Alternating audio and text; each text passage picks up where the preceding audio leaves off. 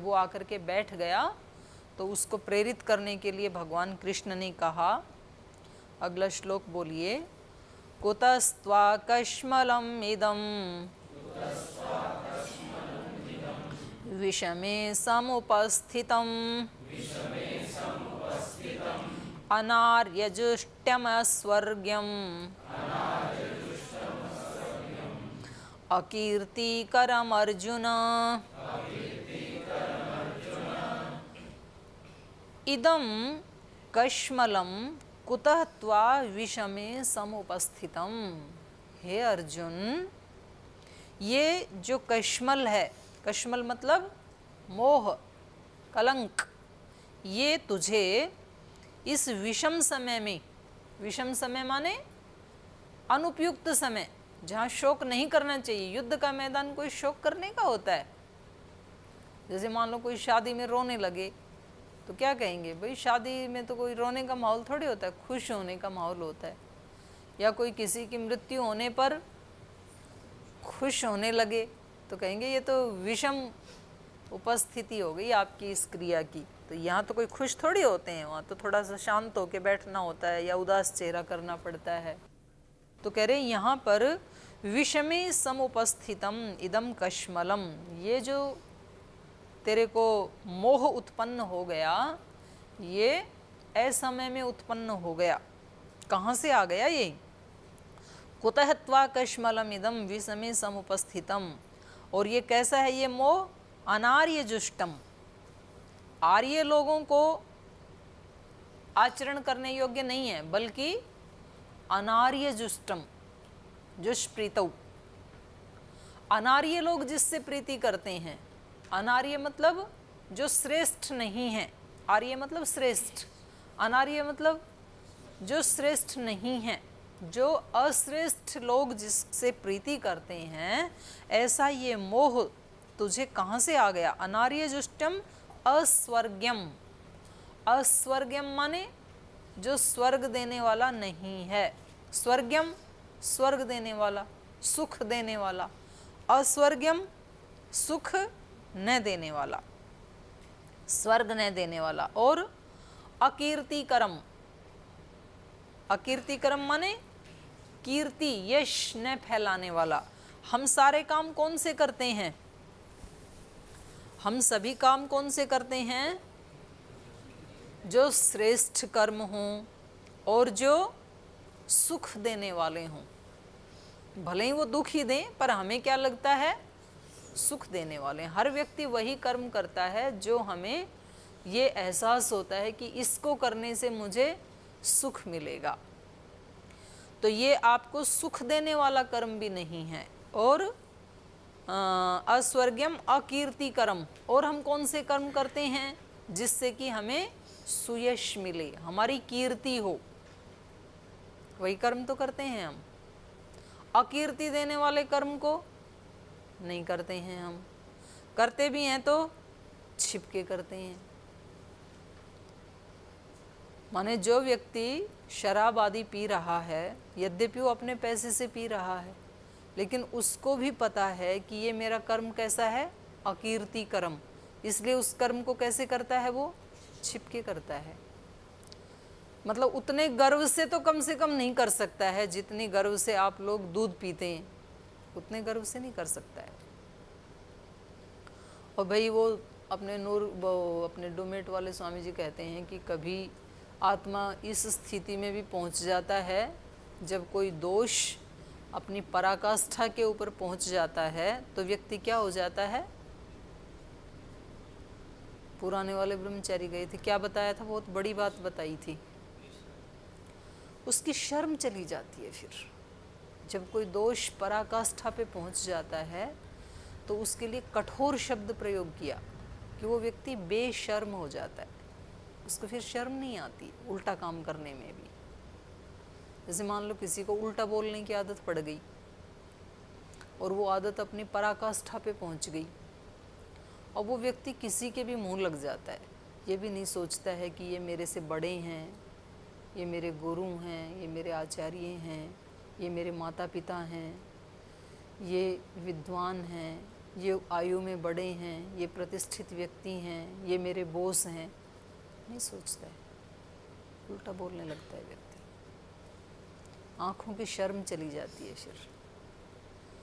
तो ऐसे ही बोलने का, देखने का, सुनने का, ये सारे ही जो इंद्रियों के विषय हैं, जब ये इंद्रियों के दोष अपनी पराकाष्ठा पे पहुंच जाते हैं तो व्यक्ति निर्लज्ज हो जाता है फिर। तो इसलिए इन्होंने कहा अनार्य जुष्टम अस्वर्ग्यम अकीर्तिकरम। उसको ये भी एहसास नहीं होता है कि ये मेरा कर्म अकीर्तिकर है, कीर्ति नहीं देने वाला है।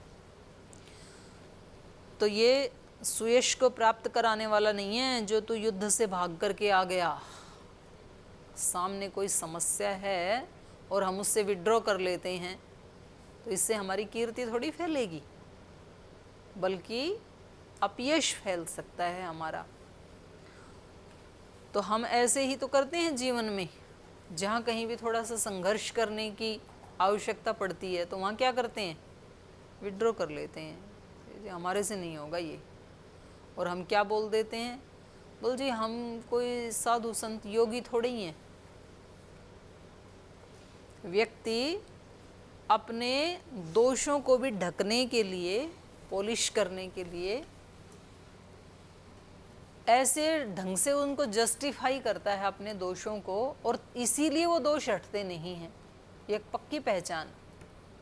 जब तक व्यक्ति अपने दोषों का हेतु देता रहेगा तब तक वो दोष कभी भी नहीं हटेंगे, क्योंकि आप तो पाल रहे हैं, उनको ढक रहे हैं, बचा रहे हैं, उनको कोई चोट ना पहुंचा दे उसका पूरा संरक्षण करने में जुटे हुए हैं आप। तो आप उसको स्वीकार ही नहीं करते हैं कि हाँ ये तो हटना चाहिए और इसमें आप भी मेरी सहायता करें और मैं भी अपना पूरा पुरुषार्थ करूँगा। ऐसा जब हम सोचते हैं तो चीज़ें हट जाती हैं, क्या नहीं बदला जा सकता है। लेकिन व्यक्ति क्या करता है, अपने दोष के लिए भी हेतु देता है। पूछें भाई आप वो जगाने के लिए आए थे, आपने उनको उल्टा क्यों बोला, गुस्सा क्यों किया जगाने वाले के ऊपर। बोल जी वो आके उन्होंने बोला ये ऐसे ढंग से था सुबह सुबह तो मेरा दिमाग खराब हो गया। मतलब अपने वाली क्रिया को ब्लेम किसके ऊपर डाल रहा है, जगाने वाले के ऊपर, कि उन्होंने गलती की, उन्होंने मेरे को सुमधुर स्वर में नहीं पुकारा। अब वो सुमधुर स्वर में पुकारे तो 300 लोग हैं यहाँ, तो उसका बेचारे का 2-2 लाइन सुमधुर स्वर में गीत गाने में ही 3 घंटे बीत जाएंगे। आपको जगाने में कोई लोरी दे के थोड़ी ना आपको जगाएगा, आपको तो जगना ही चाहिए था अपने आप ही। ऐसे ही आपने गुस्सा क्यों किया, आपने ऐसा रिएक्ट क्यों किया, किसी से पूछे तो हम उसके बहुत सारे हेतु दे देते हैं और हमेशा दोषी किसको ठहराते हैं, सामने वाले को। उन्होंने ऐसा किया इसलिए मुझे ऐसा करना पड़ा, मैं तो ठीक ठाक हूँ बिल्कुल। तो फिर ये दोष, इसको पोषण मिल गया ना। किसने पोषण दिया, मैंने ही दिया। एक बार तो हो गया था दोष, लेकिन दोबारा अब ये बहुत अच्छे से आएगा, क्योंकि मैंने इस दोष का क्या किया, सम्मान किया। मैंने इस दोष का क्या किया, संरक्षण किया। तो दोष को लगता है कि यहाँ तो मैं आराम से रह सकता हूँ, कोई खतरा नहीं है, तो बड़ा प्रेम करता है मेरे से। जब दोष को ये लगे कि यहाँ तेरी खैर नहीं है, ये तेरे से प्रेम नहीं करता है, तो फिर वो भाग जाएगा, किसी और के पास जाएगा, किसी और को ढूंढेगा फिर वो। तो ये सारे असुर हैं हमारे। किसी समस्या को फेस किए बिना भाग जाना, किसी अपने ही दोष को ढकने के लिए उसके हेतु देना, तो ये सारे क्या हैं, असुर हैं ये। और फिर थोड़े दिन के बाद तो वो असुर इतने बलिष्ठ हो जाते हैं कि वो उल्टा हमें डराने लगते हैं, और वो डरा डरा के फिर अपना काम करवाते हैं हमारे से। आपने ऐसे किया तो ऐसा हो जाएगा। कोई व्यक्ति अपने बॉस के सामने झूठ क्यों बोलता है, बोल जी अगर मैंने सच बोला तो ये तो छुट्टी देंगे ही नहीं। हमारे ब्रह्मचारी भी करते हैं, ब्रह्मचारिणियाँ तो नहीं करती हैं, बहनें तो अच्छी हैं। घर जाना है लेकिन क्या बोलेंगे, बोल जी दादी इतनी बीमार है, हॉस्पिटल में एडमिट है, या माँ बीमार है, तो पता लगा कि दादी तो है ही नहीं उसके, पहले ही जा चुकी, स्वर्ग सिधार चुकी। तो कभी बोलेंगे कि जी दादी मर गई, तो पता लगा तो दादी थी ही नहीं, तो ये झूठ क्यों बोला? बोल जी यदि सच पता लग जाए कि हम किस लिए जा रहे हैं तो यहाँ तो छुट्टी मिलेगी ही नहीं। तो व्यक्ति अपने दोषों को, और वो दोष हमें डराते हैं, अगर तूने सच बोल दिया ना इनके सामने तो ये छुट्टी नहीं देने के हैं फिर, और हम उसका आदर करते हैं कि हाँ मैं ऐसा ही करूँगा, सच नहीं बोलूँगा। तो ये भगवान कृष्ण अपने शिष्य अर्जुन को बता रहे हैं कि जो आप कर रहे हो ये कर्म न तो ये आर्यजुष्टम है, श्रेष्ठ लोगों के करने योग्य है, ना तो ये कोई सुख देने वाला है आपको, और ना ये कीर्ति करने वाला है। 3 हेतु से कर्म किया जाता है। या तो भाई दूसरे श्रेष्ठ लोगों ने ऐसे किया इसलिए मैं भी कर रहा हूँ, ये कर्म ऋषियों ने किया, ये कर्म शहीदों ने किया, ये कर्म महापुरुषों ने किया, भक्तों ने किया, इसलिए मैं कर रहा हूँ। ये एक हेतु हो सकता है, अपने पूर्वजों का अनुयायी होना। आप क्यों पढ़ रहे हैं यहाँ गुरुकुल में आकर के? कोई आपसे पूछे क्यों पढ़ रहे हैं, दर्शन क्यों पढ़ रहे हैं? पढ़ रहे हो, बताओ क्यों पढ़ रहे हो, क्यों पढ़ रहे हो?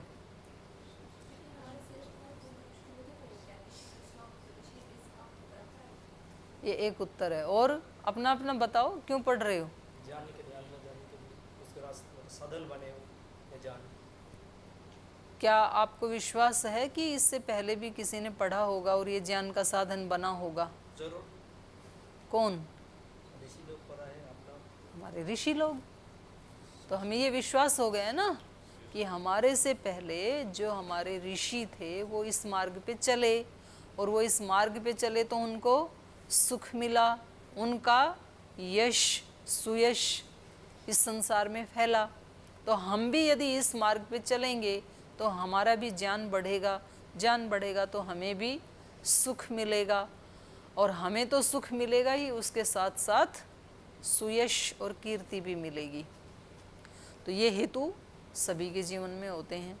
तो ये कह रहे हैं कि ना तो ये आपका आर्यजुष्टम कर्म है, न तो ये सुख देने वाला है, ऐश्वर्यम है, और अकीर्ति कर्म, ना ये सुयश देने वाला है। फिर आगे थोड़ा सा उसको डांट भी रहे हैं।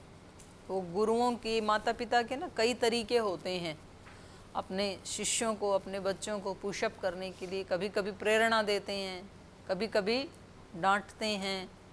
तो यहाँ कृष्ण हल्का सा उनको मतलब टॉन्ट जैसे कर रहे हैं। तो अगला श्लोक बोलिए। क्लैव्यम मास्मगमः पार्थ नैतत्त्वय्युपपद्यते क्षुद्रं हृदय दौर्बल्यं त्यक्त्वा उत्तिष्ठ परं तपः। क्लैव्यम मास्मगम पार्थ, हे पार्थ। प्रथा इनकी माँ का नाम था, कुंती का एक नाम प्रथा भी था, पृथु राजा की बेटी थी ना वो। तो प्रथा का पुत्र पार्थ, जैसे अंजना का पुत्र आंजनेय। तो हे पार्थ, हे अर्जुन, क्लैव्यम मास्मगम, क्लैव्यम नपुंसकता को प्राप्त मत हो। कितना कठोर शब्द प्रयोग कर दिया। कभी कभी करते हैं माता पिता ऐसे, ये तेरा कोई आचरण है, आपको ऐसा नहीं होना चाहिए। क्लैव्यम मास्मगम, तू नपुंसकता को प्राप्त मत हो। नैतत् त्वयि उपपद्यते, ये तुझे शोभा नहीं देता है, ये तेरे कुल खानदान के अनुरूप नहीं है, ये तेरे स्वरूप के अनुरूप नहीं है। जैसे मान लो यहाँ पतंजलि में कोई कुछ गड़बड़ आचरण, गलत आचरण करे तो उसको क्या कहेंगे कि ये जिनका तू शिष्य है, जिनके संस्थान में रहता है, ये तेरा आचरण उसके अनुरूप नहीं है। तो जब आप आलस्य करें और आपको कोई याद दिलाए, क्या ये तेरा आचरण स्वामी जी के शिष्य के अनुरूप है? स्वामी जी आलस्य करते हैं? कितने घंटे पुरुषार्थ करते हैं? और हम कितने घंटे करते हैं? 8 घंटे। आधा भी नहीं हुआ तो 50% भी नहीं हुआ। और हम तो युवा हैं, तो हमें और ज़्यादा करना चाहिए। तो अपने आप को खुद ही कहना, कोई दूसरा तो नहीं कहेगा, कि ये जो तू आलस्य कर रहा है, प्रमाद में जा रहा है, अकर्मण्यता को प्राप्त हो रहा है, क्या ये तेरे को शोभा देता है? क्या ये तेरे स्वामी जी के शिष्य होने के अनुरूप है ये कर्म? तो इन्होंने कहा नहीं तत्त्वयि उपपद्यते, ये तुझे शोभा नहीं देता है, तेरे अनुरूप नहीं है, ये उचित नहीं जान पड़ता है। इसलिए क्षुद्रम हृदय दौर्बल्यम त्यक्त्वा उत्तिष्ठ परम तपः। हृदय की क्षुद्रता को, अपने हृदय को छोटा नहीं बनाना, क्षुद्र नहीं बनाना। क्षुद्रम हृदय दौर्बल्यम, हृदय की क्षुद्रता को, दुर्बलता को त्यक्त्वा, छोड़ करके उदार हृदय बन। सीमित हृदय वाला बनेगा तो सीमित ही सोचेगा, फिर जितना हृदय विशाल होता जाएगा तो विशाल सोचेगा। जब व्यक्ति का हृदय एक परिवार को ही अपना परिवार मानता है, तो वो कितने लोगों को खुशी देना चाहेगा? उस परिवार के ही लोगों को खुशी देना चाहेगा। जब और थोड़ा सा विशाल होगा उसका हृदय और अपने पूरे मोहल्ले को वो अपना समझने लगेगा, तो वो कितने लोगों की खुशी के लिए प्रयास करेगा? मोहल्ले वालों के लिए प्रयास करेगा। और फिर जब पूरे गांव को ही उसका और विशाल हो गया हृदय थोड़ा सा, और अपने पूरे गांव को अपना मानता है, तो अब वो जो भी कर्म करेगा तो कितने लोगों की खुशी को ध्यान में रखेगा? पूरे गांव की, पूरे खानदान की खुशियों को ध्यान में रखेगा कि कुछ तो ऐसा करूं जो गांव वालों को खुशी मिले, गांव वालों को मेरे ऊपर गर्व हो। उससे भी आगे उसका और हृदय विशाल हुआ तो अपने जिले के लिए सोचेगा, फिर और विशाल हुआ तो पूरे प्रांत के लिए सोचेगा कि मैं अपने प्रांत को, मुझे वहाँ पहुँचाना है। उससे भी ज़्यादा विशाल हृदय होगा, फिर जिस जाति में पैदा हुआ उस जाति के लिए सोचता है व्यक्ति कि मुझे तो इनके लिए ब्राह्मणों का उद्धार करना है, क्षत्रियों का करना है, वैश्यों का करना है, ऐसे सोचता है। उससे भी ज़्यादा अपने हृदय को विशाल बनाता है तो पूरे राष्ट्र के लिए सोचता है कि मुझे अपने देश को ऐसा बनाना है, अपने राष्ट्र को सुखी करना है, राष्ट्र के लोगों को समृद्ध करना है। उससे भी ज़्यादा विशाल हृदय होगा तो पूरी पृथ्वी के मनुष्यों के लिए सोचेगा कि सारी धरती के लोग यदि सुख शांति को प्राप्त कर जाएं, योगी बन जाएं, ऐसे बन जाएं, हर ऐसे सोचेगा वो व्यक्ति, जो उसको अच्छा लगता है। तो फिर मुझे अच्छा लगेगा, उन सबको सुखी करके मुझे अच्छा लगेगा। और उससे भी ज़्यादा विशाल हृदय हो तो मनुष्य ही नहीं, मनुष्यतर जितने भी प्राणी हैं वो सब भी आत्माएं हैं, उनके सुख के लिए भी।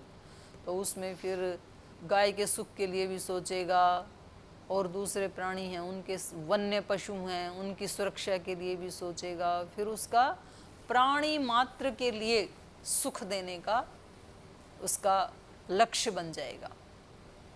और दूसरों को सुख दे करके मुझे सुख मिल रहा है, इसलिए ये दूसरों के ऊपर फिर कोई एहसान भी नहीं है। नहीं तो व्यक्ति क्या करता है? करता तो है दूसरों की खुशी के लिए, लेकिन साथ में एहसान भी जताता है। जी मुझे यहाँ सेवा करते करते 5 वर्ष हो गई। किसके लिए सेवा कर रहे थे? स्वामी जी के लिए कर रहे थे। फिर कभी स्वामी जी कुछ हल्का सा थोड़ा सा बोल दें तो फिर आँखों में आंसू आ जाएंगे, या फिर कोई व्यक्ति बोल दे, घर परिवार में बोल दे। मान लो घर में हमने क्या सोच लिया कि घर वालों के लिए मैं काम कर रहा था, और घर में कोई थोड़ा सा कठोर बोल दे, तो फिर क्या लगता है? इनके लिए मैंने इतना कॉम्प्रोमाइज़ किया, इनके लिए मैंने इतना सेक्रीफाइस किया, इतना बलिदान दिया अपनी खुशियों को, और ये लोग आज मेरे को ऐसे बोल रहे हैं, तो क्या हो जाएगा? दुख होता है ना ऐसे। तो उस समय सोचना कैसे चाहिए, आपने जो काम किया था किसके लिए किया था, किसके लिए किया था? देखने में ये तो मतलब डिप्लोमेटिक उत्तर है। आप यहाँ पर काम कर रहे हैं, सेवा कर रहे, अभी तो कर नहीं रहे, अभी तो सेवा ले रहे हैं आप, पर जिनकी पढ़ाई आदि पूरी होगी, जो सेवा कर रहे हैं, वो किसके लिए कर रहे हैं सेवा? किसके लिए कर रहे हैं? गुरु के लिए कर रहे हैं ना, सीधा उत्तर है ना। किसके लिए कर रहे हैं यहाँ पे? स्वामी जी महाराज के लिए कर रहे हैं या आचार्य जी के लिए कर रहे हैं। और फिर यदि वो आपको ठीक रिस्पॉन्स ना दें तो कैसा लगेगा?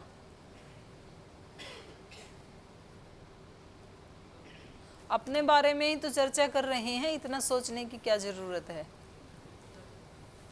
वो यदि ना करें, ठीक रिस्पॉन्स ना दें तो क्या कैसा लगेगा? दुख होगा।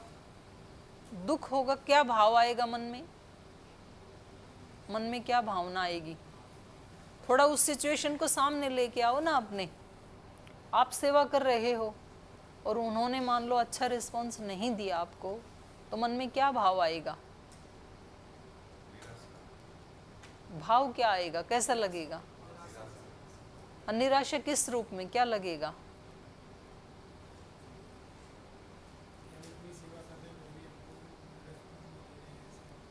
हम इनके लिए इतनी सेवा कर रहे हैं, फिर भी हमें ठीक से हमारे साथ बिहेव नहीं कर रहे हैं। ठीक है, ये ठीक है। तो ये तो फिर मतलब दुखी हो गए, फिर हम दुखी होना ठीक है। तो कैसे आप उस समय अपने आप को बचाओगे?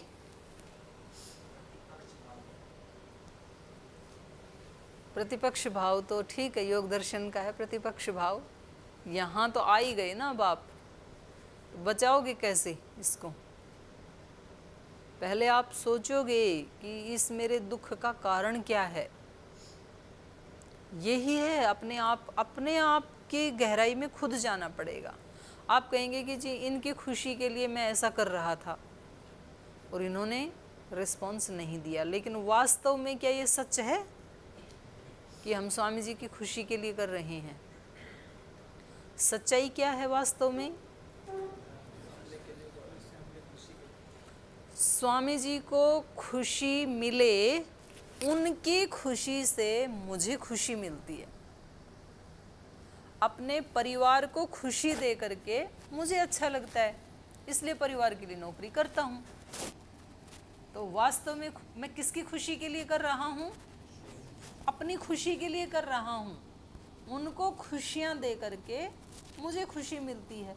वो यदि दुखी हैं परिवार के लोग तो मुझे अच्छा नहीं लगता है। तो वास्तव में किसकी खुशी के लिए कर रहा हूँ मैं? अपनी खुशी के लिए कर रहा हूँ, कल्याण के लिए नहीं। खुशी की बात चल रही है यहाँ।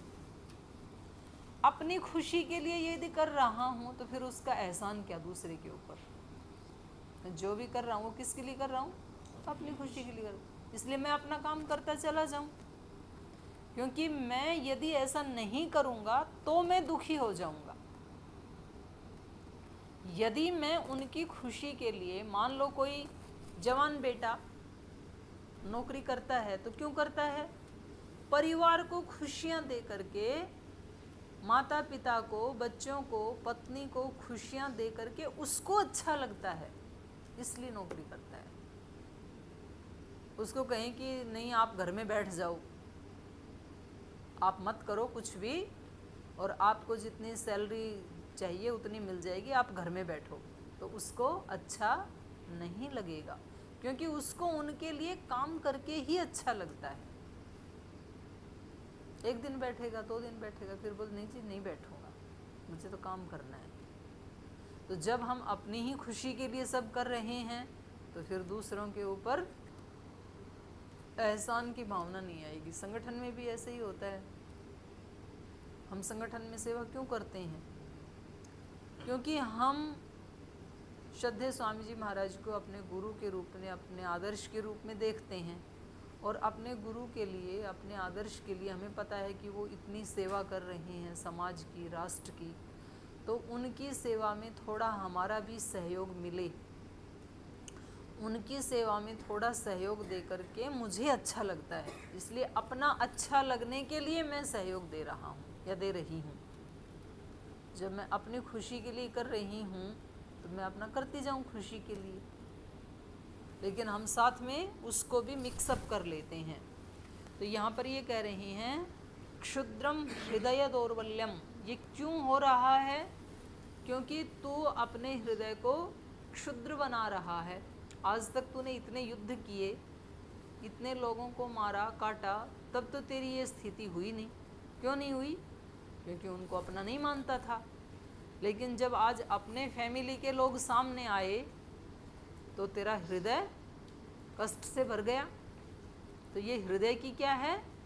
क्षुद्रता है और दुर्बलता भी है। डॉक्टर कितने लोगों का ऑपरेशन करता है, ट्रीटमेंट करता है, और कभी कभी तो ट्रीटमेंट करते करते रोगी मर भी जाता है। तो उसके परिवार के लोग तो वहाँ रोते हैं हॉस्पिटल में, लेकिन डॉक्टर नहीं रोता है। पर वो ही ऑपरेशन करते करते, मान लो किसी दिन उसका अपना ही लड़का था वहाँ पे ऑपरेशन की टेबल के ऊपर, और वो मर जाए ऑपरेशन करते करते, तो फिर डॉक्टर की क्या हालत होगी? फिर रोएगा। क्यों भाई, आज तक इसी टेबल पे कितने लोग मर चुके हैं, तब तो आपकी आंखों में आंसू आए नहीं। और आपने इलाज भी यही किया, आपने ऑपरेशन भी उतनी निष्ठा से किया था, लेकिन उनके साथ अपनापन का भाव नहीं जुड़ा था। तो अर्जुन को ये कष्ट क्यों हो रहा है? आज युद्ध करने में क्यों दिक्कत आ रही है? अपने लोग सामने हैं। यदि कोई दूसरे होते तो गांडी उतान देता, फिर नहीं छोड़ने वाला था, फिर तो बहादुरी दिखाता कि मैं कितना योद्धा हूँ। पर जब अपने वाले सामने आते हैं तो फिर हृदय कांप जा रहा है। क्षुद्रम हृदय दौर्बल्यम त्यक्त्वा उत्तिष्ठ परम तपः। संबोधन देखो कितना अच्छा दिया है, परम तपः, हे परम तपस्वी। अर्जुन के लिए कह रहे हैं, हे परम तप, इस हृदय की दुर्बलता को छोड़, क्षुद्रता को छोड़, और अपना कर्तव्य पालन करने के लिए खड़ा हो जा। जब दूसरों के बच्चे घर से जाते हैं तो माताएं कहती हैं बहुत अच्छा, और जब अपने वाला जाता है घर से तो फिर आंखों में आंसू आ जाते हैं कि मेरे वाला ना जाए। स्वामी जी सन्यासी बने तो बहुत अच्छा, ऐसे बनने ही चाहिए देश में। एक स्वामी जी ने इतनी सेवा की तो ऐसे ऐसे तो सैकड़ों हजारों बने, ताकि देश का पूरा उद्धार हो, कल्याण हो, सब तरफ शुभ की प्रतिष्ठा हो। लेकिन वो हजारों जो हैं वो मेरे घर से भी ना जाएं और मेरी रिश्तेदारी से भी ना जाएं, और बाकी चले जाएं। तो सब ऐसे सोचेंगे तो फिर आएगा कौन? अपने वाला जब नंबर आता है तो व्यक्ति उसको सिकोड़ लेता है हृदय को। तो इनका ऐसा ही हाल हो रहा था। तो ये आगे के फिर कल पढ़ेंगे, अभी टाइम हो गया है। तो हमें इसको थोड़ा सा आप पढ़ के भी आना। युद्ध के मैदान से भागने का नहीं सोचना है, जागने का सोचना है हमें। कल इसको विधिवत फिर शुरू करेंगे। आज यहीं पाठ को विराम देते हैं।